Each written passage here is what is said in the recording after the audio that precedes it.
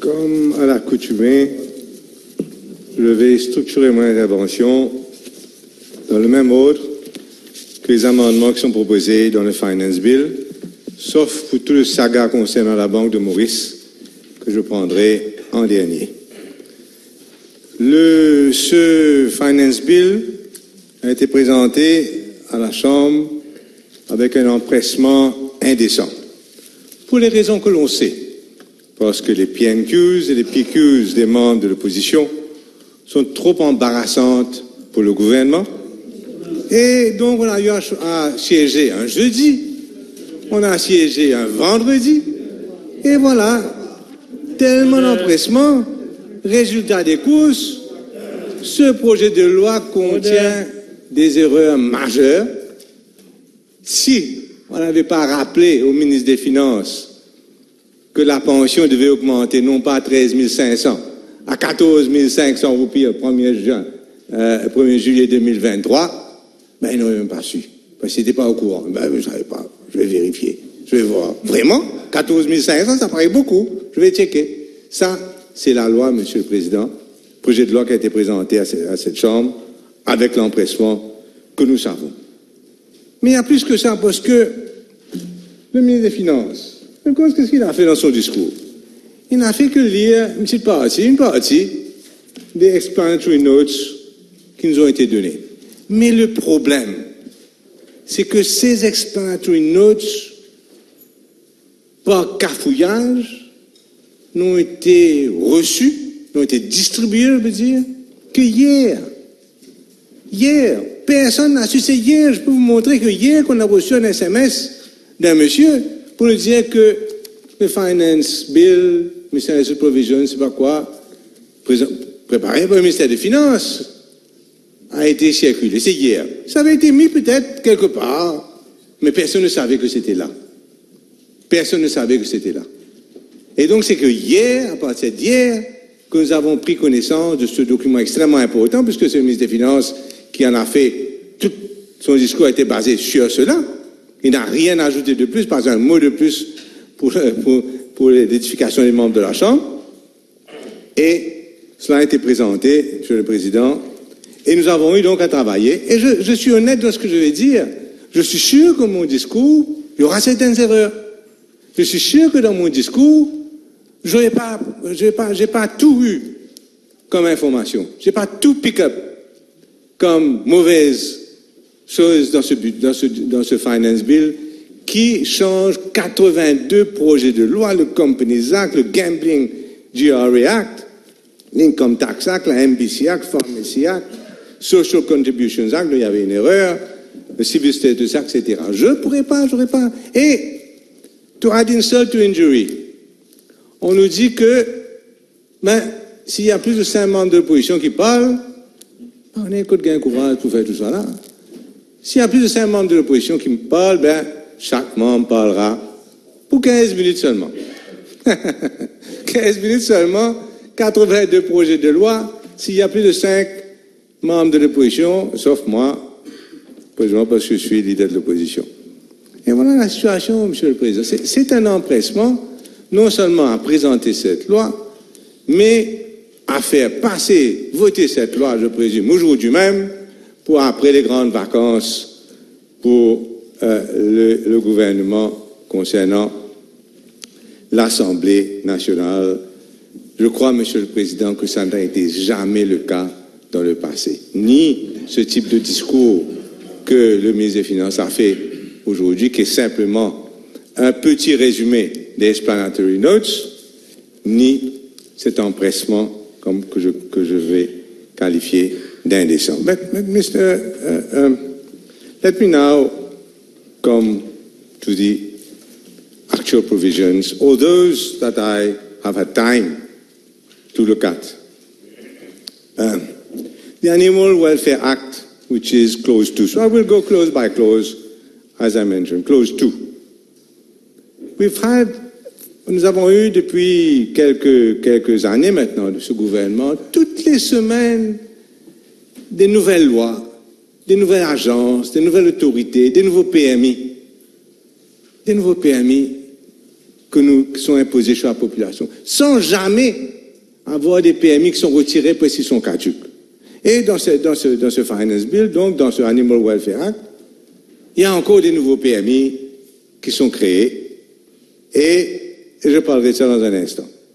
Mais aussi, il y a une augmentation des pénalités. Donc, je suis d'accord avec les problèmes sexuels, etc., avec les animaux. Ah, je suis d'accord, ça on augmente sans problème. Mais aujourd'hui, Monsieur le Président, quand on va enregistrer un chien, est-ce que les gens enregistrent même les chiens maintenant?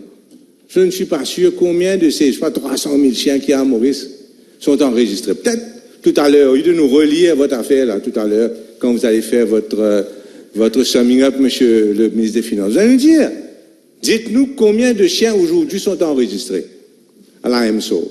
Ce serait intéressant de savoir, parce qu'aujourd'hui, non seulement le fine autrefois était de 10 000 roupies, aujourd'hui, la pénalité est à 100 000 roupies, avec 3 ans de prison, si on n'enregistre pas son chien.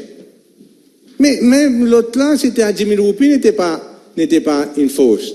Comment vous voulez que nous avons une société qui fonctionne correctement? Et je suis d'accord que la prolifération des chiens est une mauvaise chose. Ça gêne la qualité de vie des Mauriciens. Ça gêne les citoyens mauriciens, les voisins, les chiens qui aboient tout le temps, les chiens qui mordent des gens, les chiens qui sont menaçants dans la rue. Mais il faut enforcer les lois. On ne peut pas laisser des lois comme ça et après, un beau jour, venir multiplier par 10 les fines parce qu'on est incapable d'appliquer les lois qui existent. Ça, c'est la première chose, Monsieur le Président. En plus que ça, les chiens dangereux, moi j'ai un ancien collègue qui a été mordu ici même à Port-Louis par un chien dangereux. Il a été marqué pour la vie. Marqué pour la vie. Donc, c'est important non seulement d'avoir les lois, d'avoir les pénalités, mais aussi de les appliquer. Et moi, je crois que la MSO est une faillite nationale et que si on ne revoit pas la MSO, tous ces Animal Welfare Act que nous passons là, c'est complètement caduc. Maintenant, côté économique, le gouvernement prétend vouloir encourager les gens. Mais voilà, aujourd'hui, on va vers un Animal Breeder Permit. Il y a des nouvelles conditions. Valide for 1 year. Alors, calculez un coup, une personne là, il va faire quelque chose de fantastique. Il va construire 3-4 millions de roupies dans un centre Animal Breeding. Et on va lui dire, tous les ans, viens renouveler ton permis. Mais qui est un fou qui va faire ça s'il n'a pas au moins l'assurance que son permis va être donné pour 5 ans, pour 10 ans? Pourquoi tous les ans? Alors que c'est un investissement conséquent et que vous voulez encourager les gens à investir de façon. Donc ce n'est pas normal de demander des gens pour des permis économiques qui ont besoin d'investir, de renouveler leur permis tous les ans. Ce n'est pas normal. C'est à la logique même qu'il faudrait donner le temps nécessaire, quitte à révoquer leur permis s'ils ont un problème. Mais ça, je dis ça ici aujourd'hui, là, je sais ça, mais ça s'applique across the board à des milliers de lois, de règlements qui ne cessent d'augmenter, créés par ce gouvernement. Maintenant, Monsieur le Président, l'Animal Trainer Permit, je ne sais pas trop pourquoi on a besoin d'un permis juste pour entraîner les animaux. OK. Quelles sont les qualifications? On ne dit pas. Et ne croyez pas que c'est quelque chose de banal. Hein? Moi, je connais quelqu'un qui a payé 200 000 roupies juste pour pouvoir passer des examens de dog trainer online. 200 000 roupies. Et encore une fois, cette personne-là paye 200 000 roupies pour faire parce qu'elle veut faire bien. Elle veut être on top. Mais on lui dit, pour elle ne connaît pas quelles sont les conditions pour qu'elle puisse s'enregistrer. On ne sait pas, c'est pas dit. Et puis, bien sûr, on lui dit que, bon, voilà, tous les ans, vous avez payé 200 000 roupies, venez renouveler votre permis tous les ans, on verra si on va vous donner. Allez, donnez une petite contribution, une petite corruption, pas ici, pas là-bas, et ça va vous faciliter les choses. C'est comme ça que les choses marchent à Maurice. Croyez que vous faites tout ça Ça n'a pas d'effet sur la corruption? Du tout. C'est répandu maintenant. La corruption est répandue pour tout cela. Bon, voilà, Monsieur le Président, donc, et il ne faut pas oublier les existing trainers. Il y a plein de gens qui gagnent leur vie en ce moment comme pour entraîner les chiens, par exemple. Je ne sais pas quel autre animal qu'on entraîne, les chats, je ne crois pas, mais les chiens, au moins. Mais ces gens-là, il faut qu'il y ait des transitional provisions pour les protéger, pour qu'ils puissent inconscients gagner leur pain, Monsieur le Président. Voilà donc concernant le Animal Welfare Act. Concernant maintenant le Ayurvedic and Other Traditional Medicines Act, numéro 3, là je suis content parce que je vois que le Traditional Medicine, le SIDA, SIDDHA, a été aujourd'hui inclus comme un Traditional Medicine. Je connais un docteur, un practitioner du SIDA et il était extrêmement efficace et je suis content qu'on reconnaisse cela formellement. Maintenant, Monsieur le Président, je viens au Companies Act. Ça, c'est un peu mon domaine. Et c'est la clause 11. Ce qu'on doit se dire avant tout, que les états financiers, les financial statements d'une société, d'une compagnie, sont quelque chose d'extrêmement important. C'est une vitre que nous avons pour connaître ce qu'il y a dans cette société, dans cette compagnie-là, ce qui se passe. Est-ce que la compagnie est viable? Est-ce que la compagnie n'est pas viable? Est-ce qu'on peut investir dedans? Est-ce qu'on peut même faire du commerce avec? C'est pour cela que la loi requiert pour les compagnies à responsabilité limitée qu'il y ait des états financiers tous les ans. Bien sûr, pour les petites compagnies, il y a une exemption pour dire qu'au lieu de préparer quelque chose de 50 pages, on va faire quelque chose de 2 pages, le bilan, le balance sheet et le profit and loss account. Mais qu'est-ce que c'est une petite compagnie? C'est là toute la question. Qu'est-ce que c'est une petite compagnie? À quel point une petite compagnie n'est plus petite et que c'est de l'intérêt du public, l'intérêt des actionnaires même et l'intérêt du personnel d'en savoir plus. Aujourd'hui, Monsieur le Président, à Maurice, nous n'avons qu'un seul critère, c'est le chiffre d'affaires. C'était à 50 millions. Le ministre des Finances trouve bon pour doubler à 100 millions. Je trouve cela fort. Je trouve que 100 millions de roupies comme limite pour ne pas présenter des états financiers en bonne et due forme, je trouve cela fort déjà. Une compagnie à 100 millions de chiffre d'affaires peut avoir 100, 200, 300 employés. N'est-ce pas? Et ces employés-là, eux, ils n'ont pas le droit de savoir l'état des finances de la compagnie. Parce qu'en Angleterre, je prends ça comme critère, en Angleterre, il y a des small companies. Il y a, bien sûr, le chiffre d'affaires minimum, bien plus qu'ici. Mais il y a aussi le nombre d'employés comme critère. Parce qu'au-dessus d'un certain nombre d'employés, irrespectif d'en prendre compte le chiffre d'affaires, ben, la compagnie doit produire des états financiers. Le ministre du Travail est là. Quand une compagnie est prête de faire faillite, mais où on va savoir ça? Comment on va savoir qu'une compagnie, a 200 étrangers et 200 employés, sont prêts de faire faillite? Pas les états financiers audités, vous autres, comment on va savoir ça? Mais si on ne met pas ça, surtout qu'on double le chiffre d'affaires, si on ne met pas ça, qui va savoir? Qui va savoir quelle est la situation financière d'une compagnie? Et après, vous allez mettre toutes sortes de lois sans réaliser ce que vous faites, c'est-à-dire que vous allez mettre dans l'obscurité totale, presque totale, une bonne partie des compagnies à Maurice qui ne produiront plus des états financiers audités. Et ça, ce n'est pas bon pour les gens qui y travaillent. Et la seconde chose, je vois que le scandale, pas le scandale, hein, l'affaire BAI n'a été suivie d'aucune mesure. Quel est le problème? C'est que, puisque le small company, qui doit juste produire 2 petites pages pas auditées d'état financier, mais cette petite compagnie-là, il n'y a pas de asset limit. Une compagnie à Maurice, et ce n'est pas la même chose en Angleterre, parce que là-bas, il y a un asset limit. C'est-à-dire qu'une compagnie qui a beaucoup d'actifs, un property company qui a beaucoup d'actifs, qui n'a presque pas de chiffre d'affaires, à Maurice, pas besoin de préparer des états financiers audités. Fait ce qu'il veut. La compagnie fait ce qu'elle veut. C'est pas comme ça à l'étranger. Parce qu'à l'étranger, vous avez une compagnie qui dit à 1 milliard de property, ben, pas de chiffre d'affaires, pas d'employés, disons, ben, ils ont besoin, cette compagnie a besoin de préparer des états financiers. Parce que c'est important pour la stabilité de l'économie à Maurice, que nous sachions la vraie situation de ces compagnies-là. Mais ici, voilà, l'occasion était là. Quand on a doublé ce chiffre d'affaires, l'occasion était là, ouvrez les yeux et faites un peu, besoin d'inventer la roue, peut-être un peu ce que les autres font. Apprenez un petit peu, parce que c'était un des problèmes de la BAI.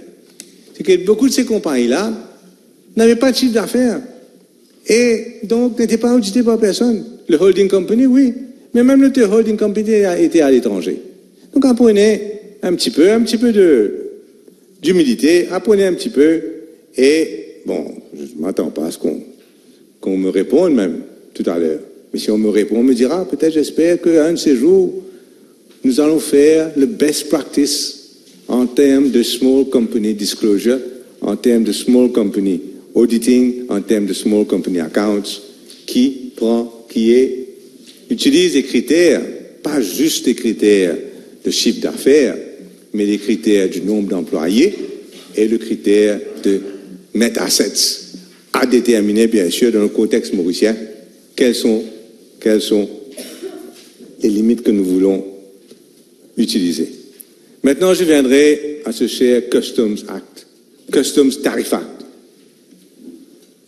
Concernant les voitures, ce qui m'a bien choqué, je dois dire, parce que nous sommes d'accord, il y a beaucoup de trafic à Maurice, beaucoup de trafic, bloqué partout. Nous sommes d'accord que si demain, là, on veut aller à la banque pour prendre, comment ça s'appelle, foreign exchange, on nous dira, ah, Xavier, ben, peut-être tu connais un petit peu, mais prends un petit peu aujourd'hui, reviens la semaine prochaine, tu auras un petit peu encore, patati patata, et on ira comme ça pour un mois, parce qu'il n'y a pas de devises étrangères à Maurice. C'est un autre débat, il n'y a pas de devises étrangères, parce que personne n'a confiance en la roupie, personne n'a confiance en le ministère des Finances et la Banque de Maurice. C'est pourquoi les gens gardent leur argent en devises. Donc, il n'y a pas d'argent. Il y a trop de voitures, pas d'argent. Qu'est-ce qu'on fait? On retient la taxe complètement. Sur toutes les voitures hybrides, sur toutes les voitures électriques. OK. Si on veut faire ça pour les petites voitures, tout ça, la classe moyenne, les petits immunes qui souffrent tant avec ce gouvernement, j'ai pas de problème. Mais qu'on me dise aujourd'hui qu'une Porsche Taycan est taxée custom duty 0%, je crie au scandale, Monsieur le Président. Je crie au scandale quand on me dit peut-être que j'ai quelqu'un que je connais qui veut importer une Bentley. Une Bentley, s'il vous plaît. Hybride. 0 duty grâce au ministre des Finances. Ça, c'est ça que vous avez fait. C'est ça que vous avez fait. C'est ça que vous avez fait. Et c'est un crime. Parce qu'ils n'ont pas besoin de ça. On n'a pas besoin de ce genre de duty free. Même nous sommes limités, notre duty free.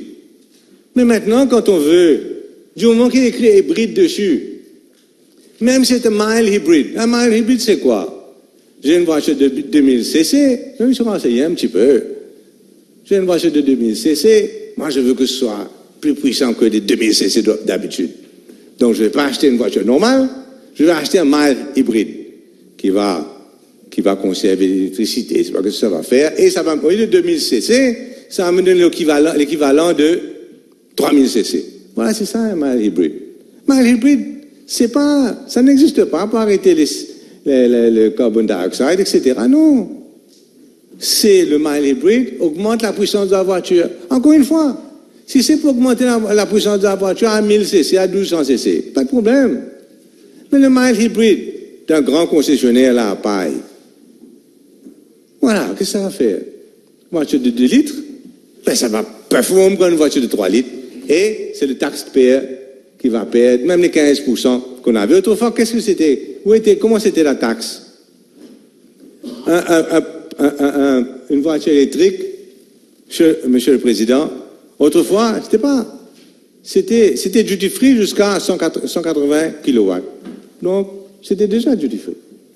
Mais on payait 15% à partir de 180 kW, c'est-à-dire à partir d'environ 2000 cc. On payait 15% de taxes. C'est pas choquant. C'est qui ça choque quelqu'un ici là de payer 15% de taxes sur une voiture de 2000 cc? Qui ça choque là? Qui est allé voir le ministre des Finances pour lui demander ça? Je ne sais pas. Levez la main, personne. OK? Alors pourquoi on a fait? Pourquoi on a fait ça? Il faut s'expliquer, Monsieur le Président. Il faut que le ministre s'explique.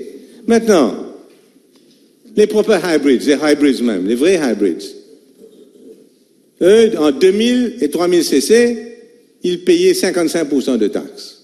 Aujourd'hui, jusqu'à 3000 cc, on paye 0% de taxes. Autrefois, c'est 55%. Ça a choqué quelqu'un ici, peut-être, je ne sais pas, qui a été choqué par ça. Ben, c'est comme ça. Et, above 3000 cc, c'était à 65%. Là aussi, maintenant, c'est vu 0. Parce que le ministre des Finances a trouvé qu'il faut absolument, comme je dis, que ces voitures soient absolument duty free pour que les gens très riches puissent rouler en duty free. Voilà. Ça, c'est absolument la vérité. Monsieur le ministre des Finances ne pourra pas ne pas être d'accord avec moi. Maintenant, donc, je trouve que tout ça est complètement irrationnel. Complètement irrationnel au vu du nombre de voitures, de grosses voitures à Maurice, et au vu d'un manque de devises qui souvent empêche les importateurs, et ce n'est pas le ministre du Commerce qui va me contredire, de même acheter de la nourriture, parce qu'il n'y a pas de devises. Plein de gens sont venus me voir, ils ne peuvent même pas acheter, importer de la nourriture, importateurs, parce qu'il n'y a pas de devises, et on encourage les gens d'acheter des grosses voitures duty free. Voilà, Monsieur le Président. Je viendrai maintenant sur l'Economic Development Board Act. Rapidement, nous avons tous les ans avec ce gouvernement-là des nouveaux... Monsieur Lismir Haïdou avait recommencé ce trend des Development Certificates qui sont un relique des années, même pas 80, hein, des années 70 et un petit peu 80. Parce qu'aujourd'hui, toutes les économies du monde ont réalisé que ce qui va intéresser un investisseur, c'est peut-être le Moody's grading, c'est peut-être la stabilité financière, c'est peut-être la valeur de la roupie qui est stable, ce sera certainement le manque de corruption, ce sera certainement une administration efficace, ce sera certainement beaucoup de choses, mais offrir des tax incentives comme ça, c'est un relique du passé. On ne fait plus ça. Et ici, on continue, avec l'effet que, quand on regarde l'investissement, Foreign Direct Investment, c'est vrai qu'il y a beaucoup, mais où ça va à 90%? Dans les maisons, dans les properties, c'est tout. En termes d'investissement dans des équipements productifs, peanuts. Donc, la productivité, ce sont des choses, level playing field. Pas que demain, un Premier ministre puisse décider à droite et à gauche qui va avoir.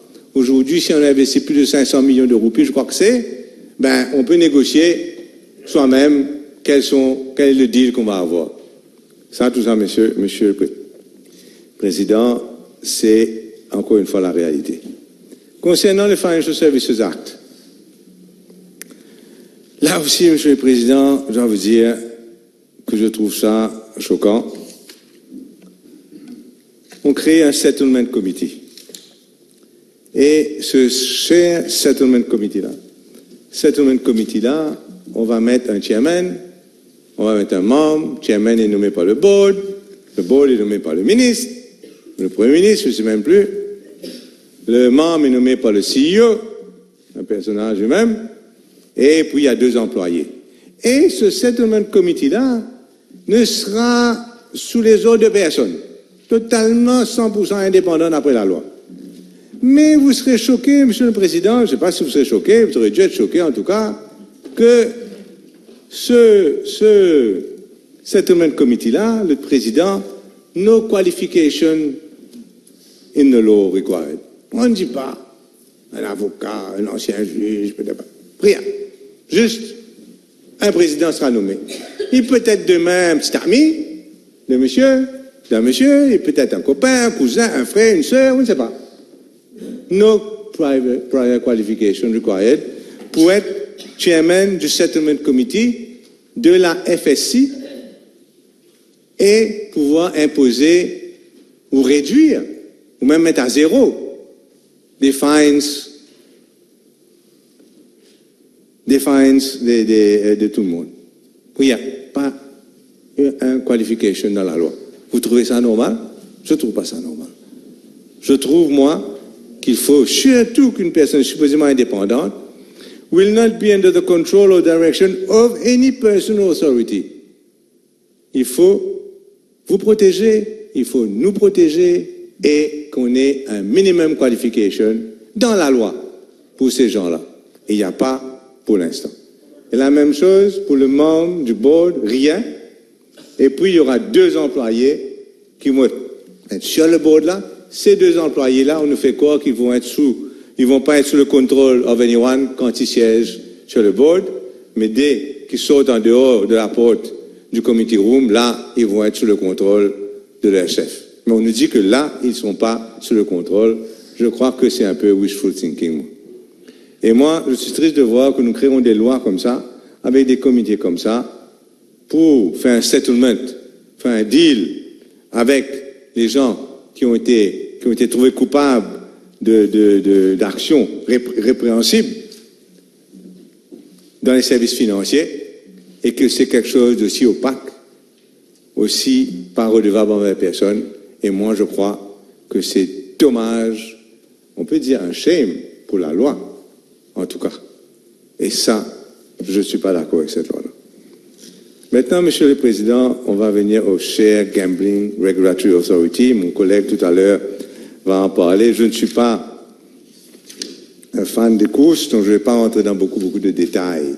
Alors que je vois, comme toutes les années précédentes, que le GRA Act, ça, comme si la place belle, une grande importance dans chaque finance bill qui vient. C'est ça qui occupe le plus grand nombre de pages, alors que la situation se détériore de jour en jour là-bas. Et là, je prendrai juste le fait qu'on vient aujourd'hui empêcher certaines personnes de siéger sur les boards, ou même, je pense, d'être propriétaires de chevaux, parce qu'ils sont soi-disant pas des fit and proper persons. Bon, qu'un fit and proper person, FSC, GRA, soit quelqu'un qui a été condamné, qui a fait banqueroute, j'ai pas de problème avec ça. Mais vous me dire que quelqu'un dont il y a une enquête de la MRA chez lui, sans plus dire que ça, pourrait être refusé le droit de siéger sur un board seulement parce que la MRA a décidé de faire une enquête sur cette personne-là. Mais ça, c'est juste ça. On ne sait pas ce qui va se passer. L'enquête peut durer 10 ans, 20 ans, 30 ans, ou pas du tout. L'enquête peut être frivole. Il peut y avoir une lettre anonyme qui a été envoyée par Dieu seul sait qui, ses adversaires, et soudainement, il y a une enquête, et le monsieur ne veut plus être membre du board. Moi, je ne trouve pas ça normal du tout, même probablement tailor-made pour que certaines personnes ne puissent pas. On tailor-make donc l'enquête de la MRA, et puis on tailor-make cette loi pour que certaines personnes qui sont considérées gênantes par le régime en place ne puissent pas siéger sur certains boards. Maintenant, je viens à l'Income Tax Act, la clause 53. Income Tax Act, là, je parlerai, pas rentrer dans tous les détails, je parlerai du Global Minimum Tax. Et n'étant pas un expert, je me suis renseigné un petit peu. Et, Monsieur le Président, pourquoi l'empressement avec le Global Minimum Tax? Pourquoi l'empressement? C'est supposé entrer en pratique en 2024 dans le CDE. 2024. Pas aujourd'hui, on est en 2022. Maurice, donc, jumps the gun. on est devant tout le monde là. Là, on est devant. Et on va taxer les munitions qui se trouvent à Maurice. Ils seront imposables à un minimum taxe de 15%. Donc, ça va varier. S'ils payent déjà 9%, ils vont payer 11% additionnel, etc. Mais les États-Unis eux-mêmes n'ont pas pris une décision finale concernant le Global Minimum Tax et le Base Erosion Profit Shifting Initiative. Et même certains pays de l'Europe ne sont pas d'accord avec ce système-là. Donc il faut se dire pourquoi est-ce que Maurice s'empresse? Est-ce que ça ne va pas être encore une fois une entrave au développement de l'offshore à Maurice, du global business à Maurice? Pourquoi cet empressement? J'espère que le ministre tout à l'heure nous dira. Parce que ce qu'on me dit, c'est qu'il y a très peu de pays qui ont déjà appliqué le Global Minimum Tax et que Maurice risque de perdre beaucoup du blue chip business parce que c'est... mais je dis encore, je ne suis pas un expert, je serais content que le ministre vienne défendre ce qu'il fait. Et c'est une occasion pour moi de lui demander de le faire. Concernant, Monsieur le Président, le MBC Act. Voilà que si on ne veut pas allumer la télévision et regarder un tel, c'est les news, c'est messieurs, principalement, quelquefois un petit peu, quelques secondes l'opposition, ben, on va payer 50 000 roupies. On risque de payer 50 000 roupies de fine. Et prison, combien? 10 ans? Non, pas combien de temps? Prison aussi. Et là-bas, la télévision est gratuite à la prison. Et donc, peut-être pour ça, hein, qu'on fait ça. Et c'est énorme, c'est excessif. Et j'ai constaté qu'en Angleterre, par exemple, aujourd'hui, il y a tout un débat. Est-ce que la TV license aurait dû être appliquée ou pas? Est-ce qu'il ne faut pas annuler la TV license et c'est la BBC se débrouiller comme n'importe qui à travers un bon service, à travers des publicités correctes? Est-ce que la MBC aurait pu faire aussi si les gens voulaient vraiment, si c'était quelque chose de qualité, mais les gens auraient regardé la MBC et payé volontairement, pas obligatoirement, les 150 roupies parce qu'en même temps, il y aurait probablement eu de la publicité, etc., que les gens ne veulent pas faire.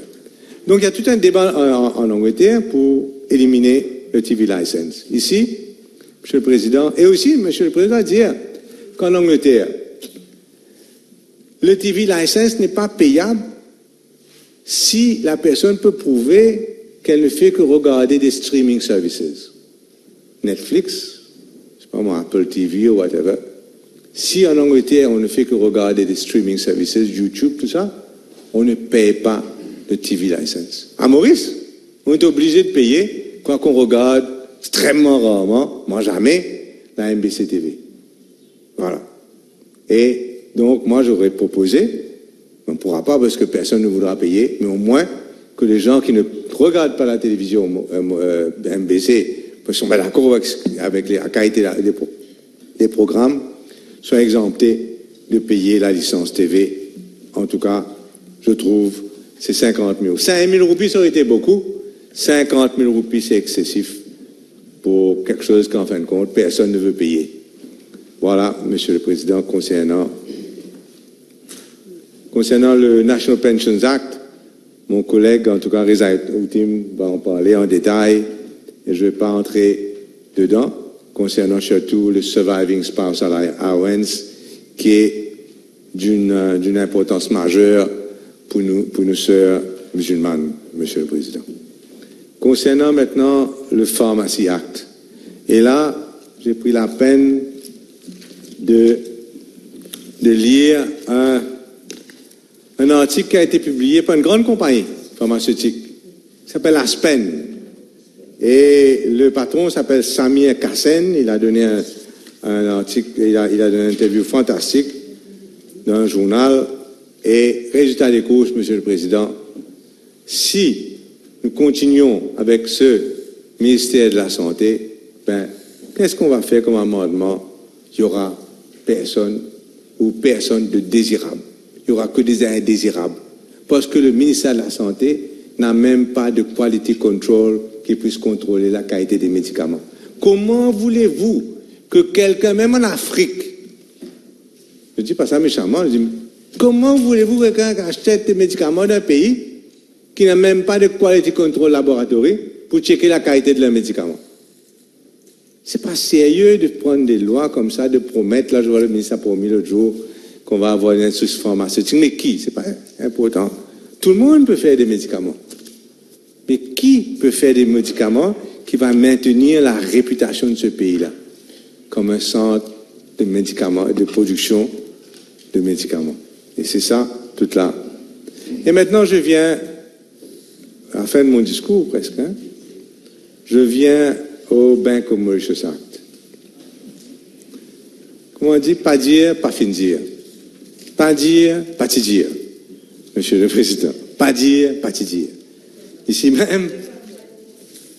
même, dans cette chambre, pendant le bien mérité motion de censure, j'avais dit dans mon discours, et j'avais cité le Mauritius Bankers Association, qui disait, et je recite, que on this trajectory, Mauritius is likely to lose its BAA2 status, and if that is to happen, if nothing is done, il avait dit, I'm quoting verbatim now, a loss of existing and new business would be highly likely. Ce qu'ils avaient mis dans le mémoire qu'ils ont envoyé au ministre des Finances, au ministère des Finances, avant le budget. Et bien sûr, moi aussi, j'avais repris ça avant le budget. L'honorable Paul Béranger ici, à maintes reprises. Maintes reprises. Cautionner le gouvernement quant à la possibilité d'un downgrading de notre sovereign debt par Moody's. À maintes reprises. Monsieur le Président, Mr. Speaker, I would like to raise a point of order. Embarrassant. The honorable member is making comments of general nature, which has nothing to do with the subject matter being debated today. Mr. Speaker, sir, let me refer the House to Standing Order 42.1 with regards to debates on a bill. Under Standing Order 42.1, debate upon any motion, bill or amendment shall be relevant to such motion, bill or amendment to the Banking Act, except in the case of a motion for the adjournment of the Assembly. It is clear that the comments being made by the honorable member are not permissible under Standing Order 42.1. So, my ruling would be, bring, what is it? Oh. Wait, don't try to intimidate the speaker. I'm not born of that metal. I'm not born of that metal. You're mistaken on that. Yeah.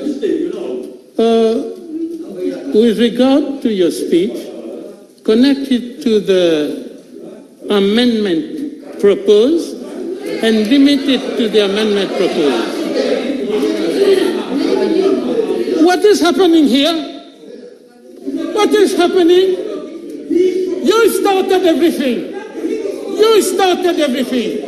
Please, order everywhere, both sides of the House. Honorable Leader of the, please. Honorable Leader of the Opposition, continue, but bring your speech closer to the amendment. Monsieur le Président. Tout à fait. Donc, je vois que le ministre des Finances a bien préparé son petit point of order. J'espère que c'est pas trompé le point of order cette fois-ci. Il a bien préparé parce que ça va le faire mal. Mais je vais rester, bien sûr, comme j'ai fait dans tout mon discours, vous serez d'accord, Monsieur le Président. Et là, je parle du Bank of Mauritius Act, clause... 3, je crois. Non? 3 du bill. 3 du finance bill. Parce qu'il y a certaines provisions, certains changements que le ministre va nous proposer, mais je regrette que les changements que le FMI a proposés, qui sont des changements importants, que le FMI a proposé des amendements très, très importants au Bank of Mauritius Act, que ces changements-là, je ne les vois pas, à moins que le ministre va me montrer que j'ai mal lu, j'ai dit je lis vite.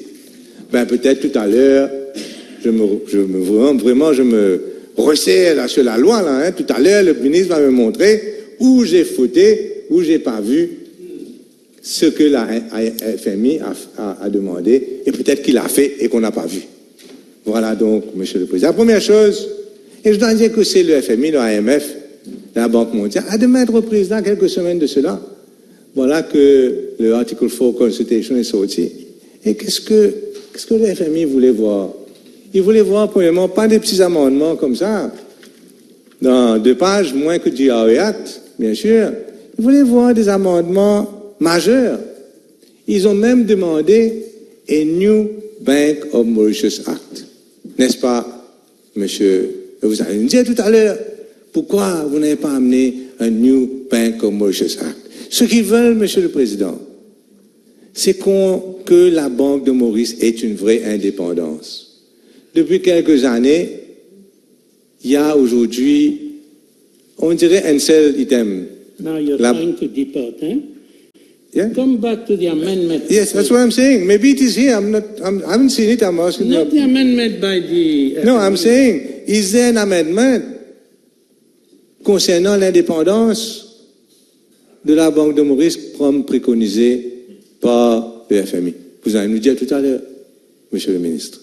Est-ce qu'il y a aujourd'hui un amendement pour que la Banque de Maurice ne puisse pas, encore une fois, refaire ce tour de financer le gouvernement à travers des réserves qui n'existent pas chez la Banque de Maurice? Est-ce que vous avez fait cet amendement-là? J'ai le droit de vous demander. Je ne vois pas, peut-être que je me suis trompé. Parce que c'est ça, noir sur blanc, que le FMI vous a demandé de faire. N'est-ce pas? Vous a demandé aussi, monsieur, de recapitaliser. Bon, ça vous allez me dire, c'est pas dedans. Je ne vais pas reprendre ça, monsieur le Président, comme vous m'avez dit. Mais aussi, monsieur le Président, il y a la section 32, que la Banque de Maurice floute, ignore sa propre loi. Elle est obligée, tous les mois, de publier un balance sheet. Again, I don't say you don't have anything to say, but try to understand the chair. This is very technical. Yeah. You have to confine yourself Yes, to the amendments proposed. First, don't worry, I have only 5 minutes. I won't take more of your time. I know you are a busy man. So now, where, ici, dans cette loi qu'on nous propose, est-ce qu'on a quelque part fait une provision pour sanctionner ce gouverneur-là et ses membres du board parce qu'ils ne respectent pas leur propre loi? Ça, c'est la question. Ça fait depuis avril 2022 que nous n'avons plus de balance sheet de la Banque de Maurice, therefore contravening its own section 32. Et ça, c'est grave parce que, et c'est ça que le FMI dit dans la loi Improve Governance. C'est la Banque de Maurice qui contrôle toutes ces banques-là, elle-même. Man cowboy. No, again, once more. Then, okay. I'll move on. You're attacking the policy of the Bank of Mauritius, but not at the right time. I'll move on. Maintenant, nous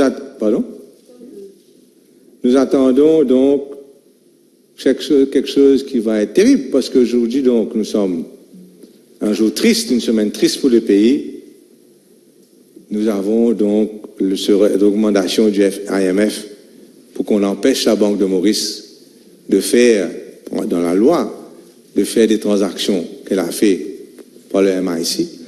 Le ministre, j'espère, nous répondra dans quelques semaines quelques mois, quand le rapport de la Banque de Maurice sera qualifié par les auditeurs. Je vais expliquer ce que c'est qu'un rapport qualifié par les auditeurs, Monsieur le Président. Quand un auditeur regarde un rapport financier, un état financier, il donne un rapport whether it shows a true and fair view. C'est-à-dire, est-ce que ce rapport dit la vérité? C'est l'état des états financiers. Et quand un auditeur qualifie le rapport, il dit comme ça, non, ça ne dit pas la vérité. Et dans quelque temps, nous aurons un rapport de la Banque de Maurice, je pense, par le fameux KPMG, qui était les auditeurs de BAI, qualifié. La Banque de Maurice, pourquoi? Parce qu'un Mauritius sera qualifié, MIC sera qualifié. Je sais que ça gêne le ministre. I will stop you there because you're departing from the main amendment proposed, and so if you have other things concerning the amendment, please carry on. Thanks. Monsieur le Président, donc c'est un jour triste pour notre pays et le FMI dit clairement, pas le FMI, nous disent clairement que ce n'est pas la faute du gouvernement, la faute des institutions, la faute de la politique gouvernementale que nous sommes aujourd'hui réduits à BA3 au lieu de BA4. Maintenant, Monsieur le Président, je vais terminer. There is a point of order. I should listen to the point of order. Monsieur le Président. Silence. Point of order. Je viens de raise a point of order et j'ai cité le standing order et je suis désolé, mais le leader de l'opposition continue à parler du downgrade et il vient de terminer avec cette phrase. Je lui demanderai gentiment de retirer cette phrase. Cela n'a rien à voir avec le Finance Bill, avec les amendements qu'on a proposés dans le Baker Motions Act. Merci. Je dois retirer quand je suis au sujet. Où c'est? Marquez-moi. Montrez-moi où c'est écrit que je dois retirer quand j'ai parlé de quelque chose qui est pas cher de ça. Où je... Quand marquer ça? Anyway. Do you have anything to say? No? Thank you very much.